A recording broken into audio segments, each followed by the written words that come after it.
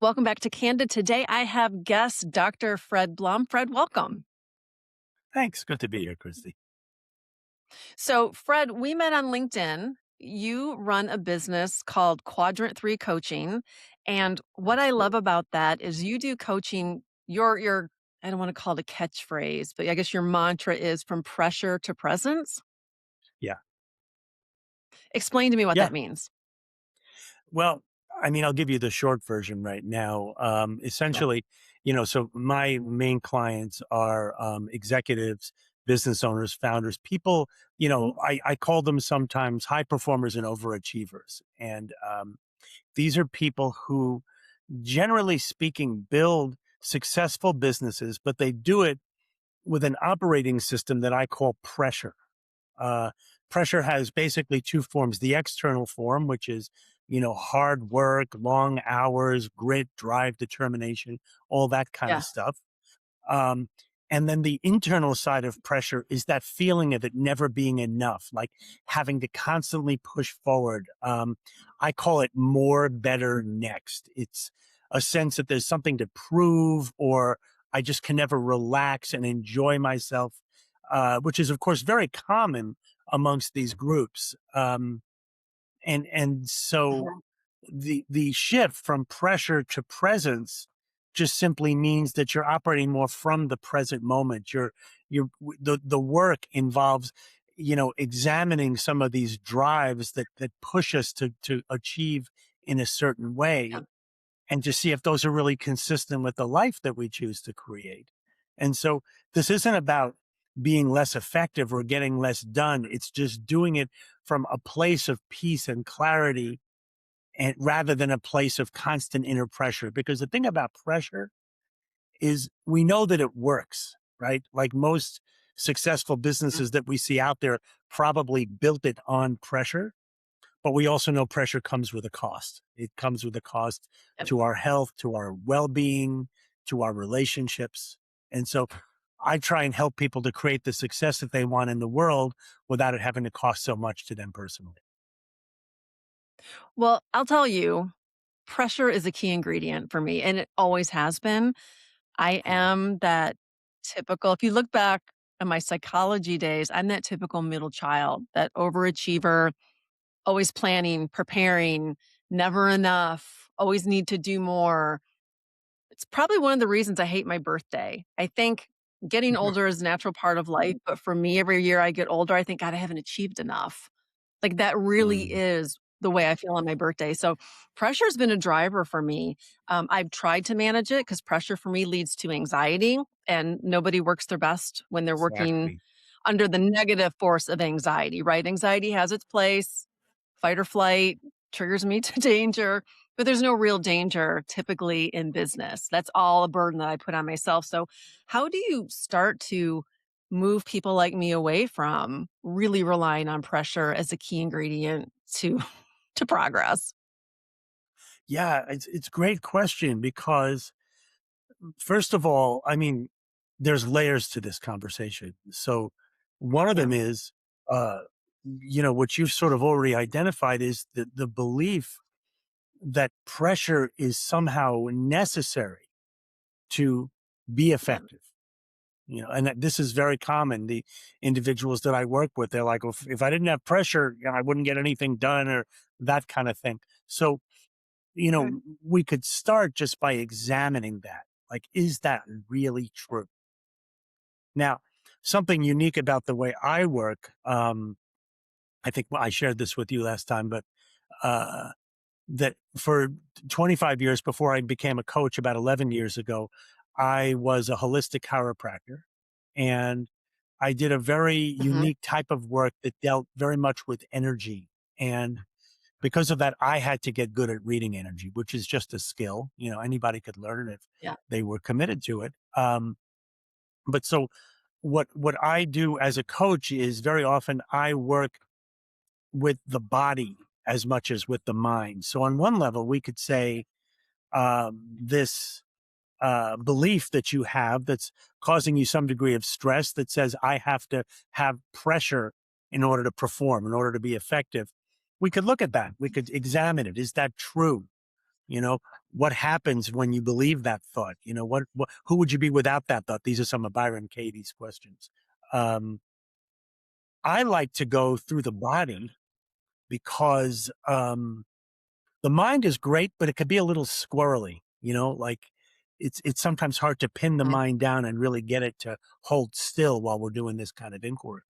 But the right. body, it just stays right there. And so what you'll notice is when you think about this, when you think, oh yeah, I have to have pressure to operate, however it lives for you, it's going to create a characteristic tension in your body that is unique to you. It's very specific to the way you experience this. Now, my premise is that that tension is not random. And more importantly, it's not a problem. It's not something that now, oh, now I've got some other problem. I have to fix this tension.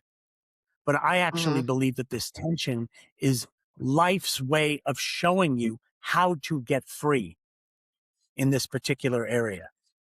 So I have found working with clients over the past 10 or 11 years that sort of encoded into this tension in your body is exactly the energy, the information, the wisdom that you need to break free from this particular limiting pattern. And so the way to answer your question, the way that I would work with someone like yourself who says, I need this pressure, is I would guide you towards meeting that Yep. pressure in your body exactly the way it is. And when we do that, and this is a skill, it takes a little bit of practice to kind of get it exactly lined up. But when we do that, Yeah. and the key here, by the way, is without trying to fix it or change it in any way. It's to meet it Yeah. and just see, like, I see you exactly as you are. When we do that, this pressure, this tension opens like a doorway and it takes us to this deeper, wiser part of ourselves. And then it's almost like magic. You will see that whatever it is that you're challenged by, it's going to look different to you. It's going to have less of a grip on you. Yeah. And you've obviously done this with a number of high achieving professionals. It can't be a Hundreds one at and this point. done, right? It's not like you have one Nope. session and you break free and you see your tension for what it is and you start to create almost a relationship with it to work through it. It's a process, much like therapy. It's a Yeah. process. So, I mean, just tell me more about the process then. Well, it's a nervous system thing, you know. So everyone is different. How Yeah. deeply conditioned is this belief? Like in your case, just from the few things you said about yourself, it might be wired in there pretty good. Now that doesn't mean there's no rules. You know, it's funny. You might say, "Oh, well, that should take longer theoretically," but boy, I tell you, um, sometimes it actually. Can I tell you a quick story? Um, Please, about yes. yeah. Um, so I did this with a woman. This is a few years ago. And we sat down. It was just an introductory conversation. And I said, how can I be of service? And she kind of went like this, my husband. Like she was clearly very upset with him Right up. and Mhm. right out of the gate. And it turns out, just to be clear, he wasn't like beating her or an alcoholic or something. He just didn't listen, uh, which is not an uncommon experience for women to have about their husbands. But for Yeah. her, it was very real and it was a big issue for her. So Mhm. we did very much like what I'm describing to you here. We didn't get into a long conversation about tell me how he doesn't listen and what is this like for you and all that kind of stuff, because this isn't therapy. Uh, just invited her to notice how that tension showed up in her body. Now, I didn't mention this a moment ago when I was talking about being an energy chiropractor, but that ability to read energy allows me to kind of ride along with you. So when she gets tuned into that in her body, I can tell when she's there and I can kind of help Yeah. guide her in that process. So it took her a few minutes to really find it and be present with it. And when that happened, and this always happens, there's something magical that happens like in the space. Even like, you know, if it's a Zoom call and you're 1,000 miles away, or we were happen to be sitting together at that moment, something happens in the space that we share. It becomes very still. And in that space, she just sat there in this very peaceful, still place for a long time, several minutes without speaking. And Mhm. just I let her sit there because I know in that space, the work is getting done. Her nervous system is already rewriting these patterns. And then I asked her, I said, imagine that your husband is sitting across from you. I just want you to look into his eyes and tell me what you see. And so she looks into his imaginary eyes and she starts to cry. And I mean, really cry, almost sobbing. I Yeah. thought, okay, I let her do that for a moment. And then I asked, I was really curious. I said, what are you seeing? And she said through the tears, he's trying so hard. And it was such a sweet moment because in that moment, despite all of the stories and everything that she came to the conversation with, as soon as she got like to what I call this space that she entered into, I call this the true self. And from the perspective of her true self, she saw him. She saw how hard he was trying, what a good guy he is, how much he loves her. And that became her new story, you know? So in that moment, the didn't listen thing, it seemed so small compared to who this guy was for her. And Yeah. this is what happens is our ego can attach to some belief that has really not a lot of value to us. It's got some, it's the ego ties it to some form of survival or safety. But Right. in reality, it doesn't actually have the kind of value that, we would really want to continue, doing this. But unexamined, it just continues to operate in the background. So that's an example. It can be very fast. You know, one conversation can change someone forever, but in Yeah. some cases, depending on the person and the particulars of the situation, it certainly can take longer than that. Yeah, you mentioned resetting the nervous system. This is Yeah. something that I have researched. I know it to be true. When I'm able to reboot or reset my nervous system, things start to even out for me. And I have to Yes. do it not often, but consistently. So Yeah. I'll tell you a little story. At the end of 2024, I had what I call like an emotional spiral. Just lots of stuff had happened, divorce and death and politics and Mm. all of it just came raining down on me. And I just completely needed to block everything out. When that happens to me, once I'm back on my feet and can breathe again, it usually takes me a couple of days. Then I go into what I call my program and I really just start to like beef it up. So more exercise, better nutrition, even better than what I'm doing, meditation, self reflection, all the things. I did those things at the beginning of 2025 and I did get back on my feet and I felt strong, but there was still something, my nervous system still just wasn't right. There was something Yeah. that was tight in a ball. I couldn't unravel it. I couldn't figure it out, but it was causing me tension. It was causing me discomfort. It was causing me a feeling of unknowing. And for someone who's Mm. OCD, and yes, I've been diagnosed as OCD, unknowing is a huge barrier. I have to know. I have to know it's coming. I have to be able to plan for it. You get it. So all this always leads back to tension. So I felt like I needed to take another step to reboot my nervous system because what I was doing in that time period just wasn't enough. I researched and did a psychedelic drug retreat. And Mm. while the experience itself was amazing, there was a lot of throwing up. So it wasn't pleasant. There was also a This was lot of release of ayahuasca. toxins. It wasn't ayahuasca, it was a series of different, medical grade drugs. So it started with MDMA Oh, okay. You to did that. rid me of shame and fear and all the things, and we had this beautiful conversation that was 100% truthful, and I brought out all the bad with the good. It was the bad part I don't like to talk about, right? Like, nobody likes to present the bad part of themselves. And then we progressed into, um, psilocybin, and then ketamine was at the end. And Mm. what I found with the psychedelic drug treatment, this experience is that it had an effect on me immediately, but it started to slowly unravel and have an ongoing positive effect on me months later. I'm discovering new Yeah. things. When I feel a tension or I feel a sense of dread about something I'm doing, I stop and I listen to my body. And then I move forward with a very concrete decision because I know what makes me happy and what doesn't make me happy. And in years past, I would overthink it and then talk myself into doing the same things that I was doing, even though I knew they made me unhappy. So for me, at the very core, was resetting my nervous system, and going through psychedelic experience is a hardcore way to reset your nervous system. Yeah. I Yeah. know what that feels like. I know how much was released, I know how good I felt, I know all of, like, the wonderful ideas and inspirations that have come to me and the changes and the pivots I've had in my life that make me happier. So when you talk Yeah. about resetting the nervous system, I really wanna focus on that because it's so important.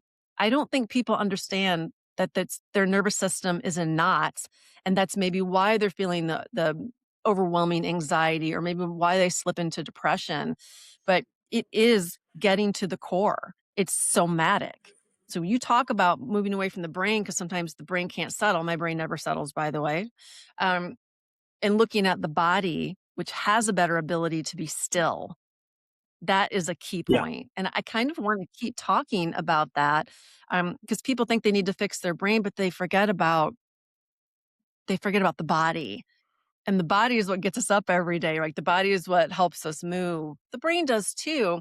But if our body's breaking down, the brain's not going to function properly either. Well, and it's not a either So, can you tell or, me a little bit right? more about resetting the nervous system?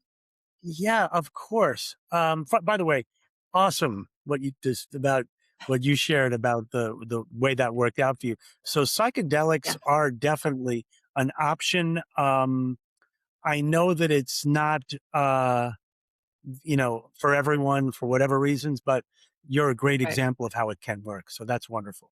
Um, Yeah. so I don't think it's like a competition between the body and the brain or the body and the mind. I just found that Yeah. because in my work, of course, I use both. We talk and we explore beliefs and ideas, but the body is to me a shortcut, and it's built on the idea. And this is going to sound crazy, but maybe just stick with me for a second. That really there's nothing Okay. wrong. Okay, so even like if you're experiencing anxiety, now we know that's not comfortable. And depending, if it's very intense, then, I have ways like I teach people how to breathe in ways that in itself is a reset for the nervous system if you know how to do it properly. Excuse me. But then once the system is relatively settled, I'm going to invite them to be present with the way it shows up in here. And there's a couple of rules that we always start with. One is you approach this energy. I point to my chest, but it could be anywhere in your body. You approach Yeah. this That's where I energy hold it. as though it were your friend. Okay. Now, this is typically not your first assumption because it's uncomfortable. And we have very primal wiring in us that, typically associates discomfort, especially emotional discomfort, with danger. So when you have that discomfort, you have to really like slow down and you say, okay, this is here. This is actually a part of me.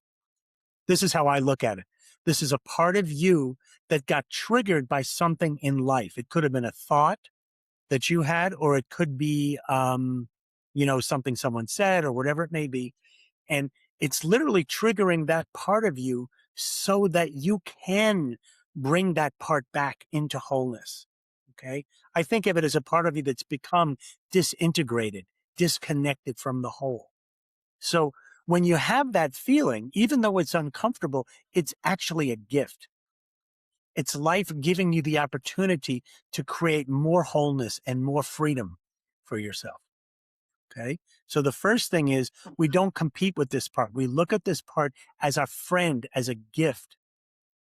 And the second rule is what I call the volume control, which means as you're going into this, you don't want this feeling so intense that it puts you into fight or flight because that's just not Right. productive. And that means I have to talk somebody off the ledge, which we can do, but it's just not productive. Uh, the Right. second is we don't want it so quiet that why are we bothering, right? If you go to the gym and you pick the lightest possible weights on the rack and you're doing this with them, it's probably not going to be super helpful. So you Right. want to, so it's okay. You're a grown up. You could probably handle a little bit of discomfort, but it is that dosage that like feels like it's not too close to the edge, but but it's significant for you. Okay. So we start with those two rules Mhm. and then we just get present. What is this experience? We don't think about it. We just go right to it. And then we sit with that energy in our body and we just let it be exactly what it is. We're not trying to fix it or change it or make it go away. And we just, for the first step, is just to sit with it. And I'll tell you, when they do, like I say, when they really get it lined up, that whole space in the room changes. And already we know something is beginning to transform. But then once they get that, and once we've sat in that stillness for a few minutes, I actually will invite them to bring their attention from the feeling to the space itself. Now, we can name this space in different various ways. We can call it awareness or consciousness or being. But whatever we call it now, that space is actually closer to who you really are. Okay. You are not the anxiety. You are not your compulsive thoughts. You are not any of that. Okay. If we want Mhm. to get really precise, like what we call first principles. In other words, if you can boil something down to its most essential nature, where it can't be reduced any further, you are the awareness or the space in which all of your experience arises. So all your thoughts, all your feelings, all your perceptions of the outside world occur within this space called awareness. And the nature of this space is already peace, clarity, freedom, love, joy. In other words, everything that we think we're going to get from the world, from our accomplishments, from how much money we make, or whatever it is, it's already built in. It's part of your factory Got it. settings. Yeah. Okay. So Yeah. You just as gotta you tap shift into your, that. yeah, exactly. But it's always here. So as you Yeah. shift your focus in this process from the tension to the space in which this tension exists, that space continues to expand. And it's very powerful when we do it. And you'll feel the whole room just becomes like almost energized and full of energy. Um, and then we just allow that space to hold the feeling, which is really what it's doing anyway. But now you're just seeing it as it actually is. And sometimes I might even do like there's a kind of a visualization that I might go through with you where if you think of this spaciousness like an ocean, an infinite ocean, okay, this feeling is like a wave on the ocean. So we know three things for sure about this wave. First, we know where the wave came from. Okay. There's only the ocean. So the wave had to come from the ocean. Okay. Secondly, therefore, we know Mm. what this wave must be made of.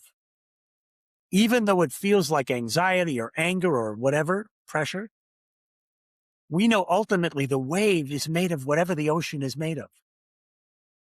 And so I like to say the ocean is made of love. So in reality, however that wave appears on the surface, it's really just love in disguise.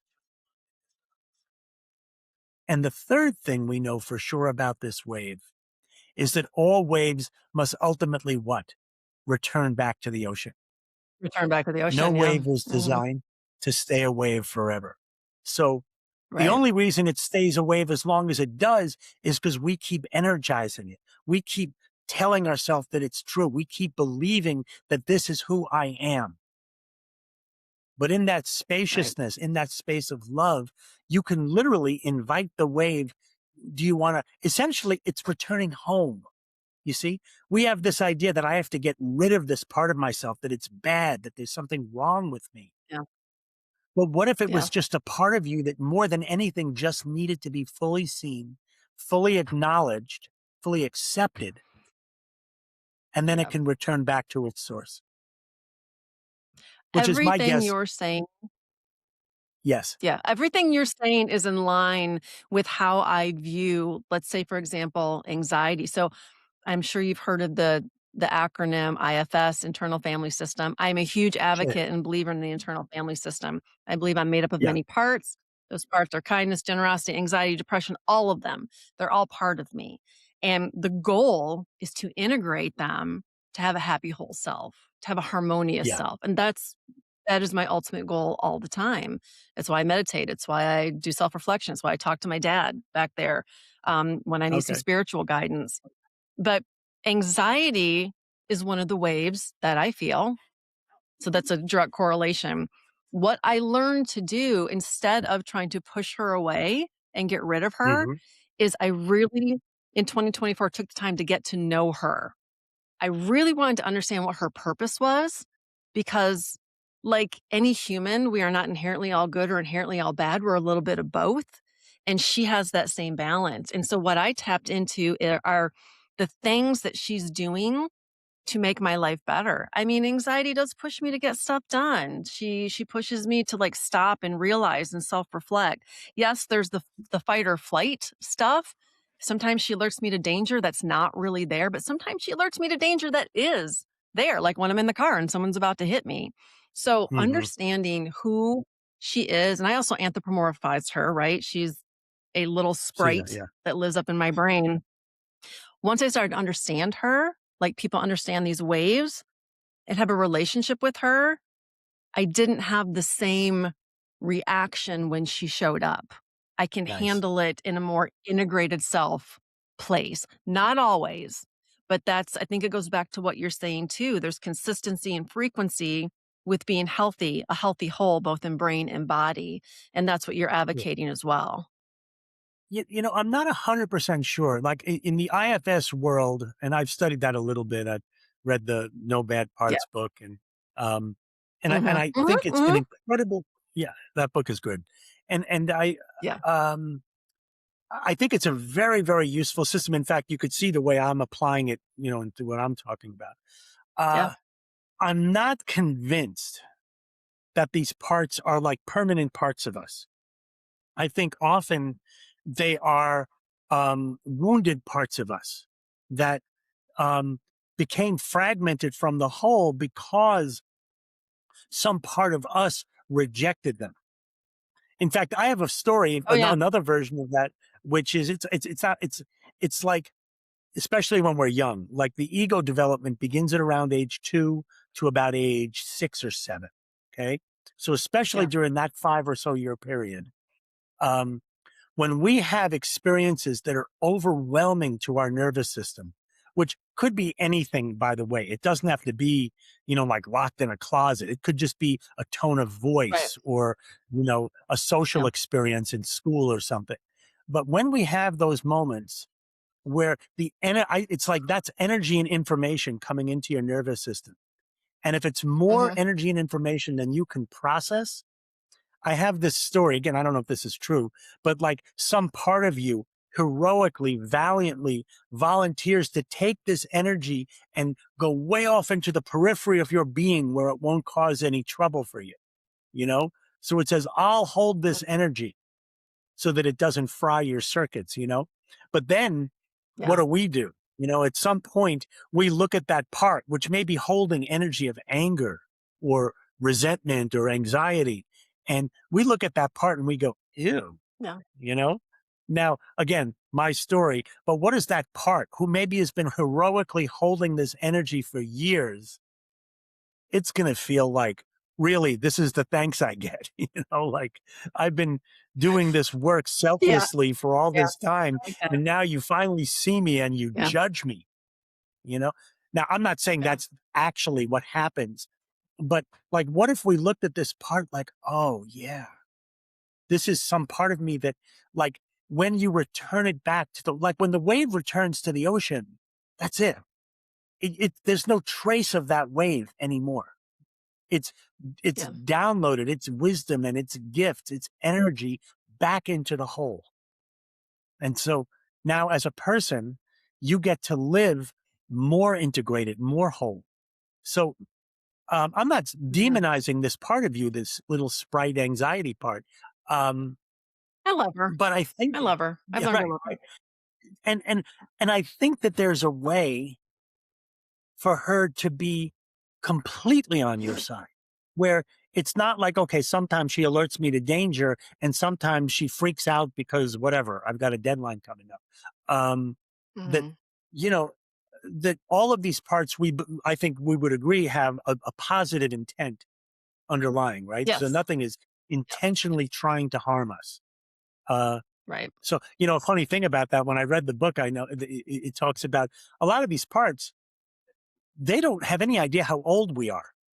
Like, they think we're Right. still They 4 don't. or No. 5 years old. And so in the Right. book, it talks about have the part turn around because usually it's facing outward. Have it turn around and look Yeah. at you and see, oh my God, you know, like you're a grown You're an ass adult. woman, like, yeah, Yeah. maybe Yeah. you don't need the same kind of like, you know, hardcore parenting or that you thought you needed as a 5-year old. And Yeah. it's very interesting when we get into the ego. It's not a Yeah. rational actor. It it's everything it's doing is to try and keep us safe. That's its whole Yes. purpose, not And that's what not I have to go back success. to all the time. Yep. Yeah, not Yeah. Trying to keep success, us not safe. I agree happiness. completely. Yeah, and so my job, I don't think the ego is the enemy, but it also maybe it shouldn't be in charge of the show. You know, I had a client Definitely one not. time, I said, yeah, I had a client one time say, "Oh, if only I could get my ego to stop driving the bus." And I said, "Well, what if we made it a chauffeur?" You know, like, what if it drove where we Yeah. told it to drive? And so I Right. think the key here is remembering who we really are. So um, this is, unapologetically, this is a spiritual conversation. Okay. Not a religious Yeah. one. I have people of all Oh, different faiths that this integrates perfectly fine with them. But the yep. idea that there is an essential nature that we have, I call it the true self, called lots of different things. And Yep. that that is who you are. It's always in existence behind the ego. But the ego is Yeah. like a mask that we put on that prevents us both from seeing who we really are, but also it filters, like if you imagine that as a light shining into the world, that mask filters the way it shows into the world. And so Yes. the objective of so much of this work is not to get rid of the ego, but to make it maybe a little more transparent. So, at the end of the day, you're still going to be Kristy, but maybe Kristy with a little more love and freedom shining through. So that's I a love big, everything you're talking about. I love what you preach. I love what you do. I love the message here today. Um, and I would like to close with words of wisdom. So, what are some final thoughts that you can send out to our listeners today mm, to help them at least take a first step down the path of an integrated self and just like yeah. a feeling of Um, being whole? I'm going to send this out specifically to the group that I feel most aligned with. The high achievers, the high Yeah. performers and overachievers, the people that feel this pressure to constantly get to the next level and constantly pushing. And somewhere along the way, they've lost the joy of what they were creating. And I think people that are in that, space, they can recognize themselves here. Um, and the one thing that I found that is really, really important is to teach people to trust their own experience. Uh, Stop trying to fix your Yeah. experience. Okay. Learn to trust it, you know?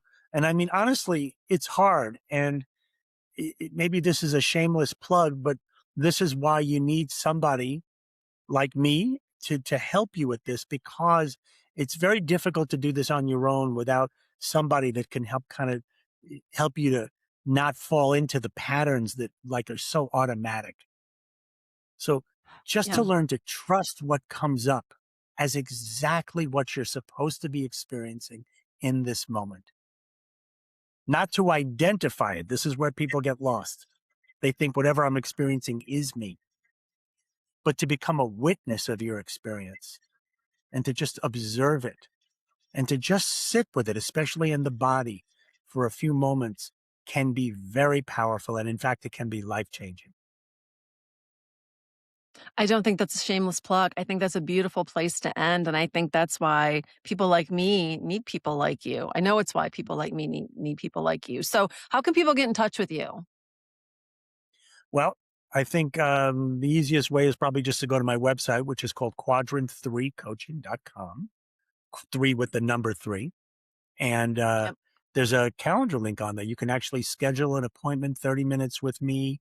Uh, that first meeting is going to be a coaching session. I'm just letting you know, we'll talk for a few minutes, but the objective is let's actually do some work and show you what is possible for you. And then there's no Yeah. charge for that, obviously. And if you want to do more, you're welcome to do more.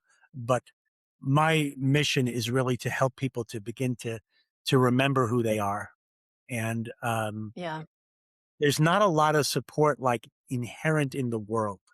uh, so much of the world and Yeah. social media and the news, and it's really designed to make like separate you from this essential nature. And so Yeah. it takes a very disciplined, intentional effort to bring yourself back to who you are. But honestly, I can't imagine anything more important.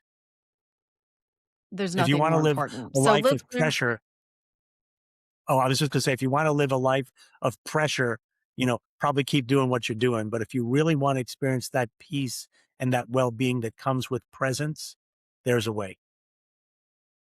yeah, I love it. And listeners, if you want to learn more about Dr. Fred Blum, look him up on LinkedIn. That's how I found him. And please That's right. keep coming back as I continue to get candid. Can she say that?